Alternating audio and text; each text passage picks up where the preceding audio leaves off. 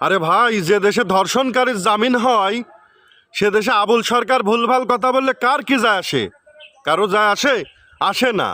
আবুল সরকারের নিঃশর্ত মুক্তি তো চাবেই মানুষ। আরে ভাই, এ দেশের আইন আছে? কথা বললে তো আবার অনেকের গায়ে লেগে যাবে। আইন আছে দেশে? ধর্ষণকারীর জামিন হয় কিভাবে? এই প্রশ্নের উত্তর কেউ দিতে পারবে? পারবে না। এদেশের আইন কানুনই তো ঠিক নাই। কোনো আইন কানুনই তো ঠিক নাই, কোনো জায়গাতেই ঠিক নাই। আইনকে যথেষ্ট শ্রদ্ধা করি, কিন্তু প্রয়োগ তো নাই। মুখে বলে এক, হয় আর এক। যার পয়সা আছে সে রেহাই পায়, যার পয়সা নেই সে রেহাই পায় না। ঠিক আছে, স্বার্থ ছাড়া কেউ কারোর পিছনে লাগে না। স্বার্থে একটু আঘাত লেগে গেলেই মানুষ মানুষের পিছনে লাগে। এই আবুল সরকার এরকম কথাবার্তা তো অনেক দিন ধরে বলছে, অনেক দিন ধরে বলেছে, কিন্তু তার বিচার কেন হয়নি? কেন হয়নি?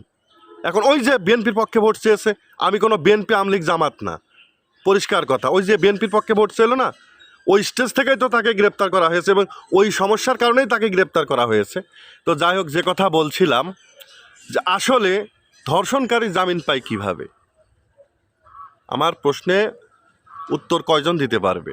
ধর্ষণকারীর জামিন কেমনে হয় এদেশে? প্রশ্নের উত্তর কেউ দিতে পারবে? পারবে না।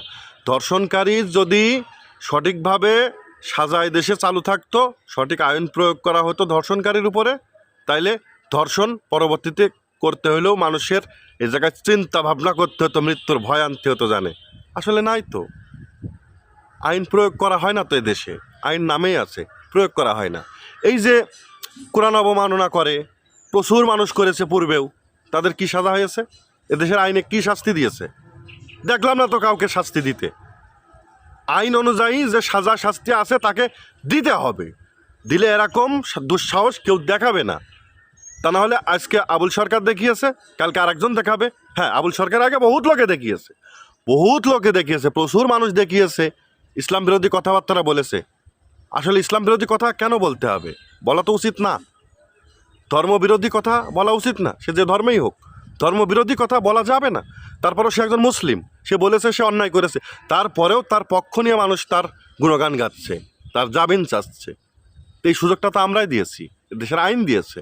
আমি ছোট মানুষ, আমার কথা অনেকের আবার ভালো নাও লাগতে পারে, খারাপও লাগতে পারে, আমার কথার গ্রহণযোগ্যতা অনেকের কাছেই থাকবে না। এটা স্বাভাবিক, অস্বাভাবিক কিচ্ছু নয়, কারণ আমি ক্ষুদ্র মানুষ। আমাকে পাগল বলতেই পারে একজন, উচিত কথা বললে পাগল হয়ে যায় মানুষ। ঠিক আছে, তো আমরা চাই এই যে আবার এই সব বিষয় নিয়ে বিভিন্ন ঝামেলা চলছে, কেন চলবে? এর সঠিক একটা আইন আছে না? আইনটাকে সঠিকভাবে প্রয়োগ করলেই তো হয়। সে ভুল বলেছে, যাচাই বাছাই হোক, হওয়ার পরে আইন অনুযায়ী তাকে বিচারের আওতায় আনা হোক, তাইলে তো আর কোনো ঝামেলা থাকে না। অথচ কিচ্ছু নাই, তাকে অ্যারেস্ট করে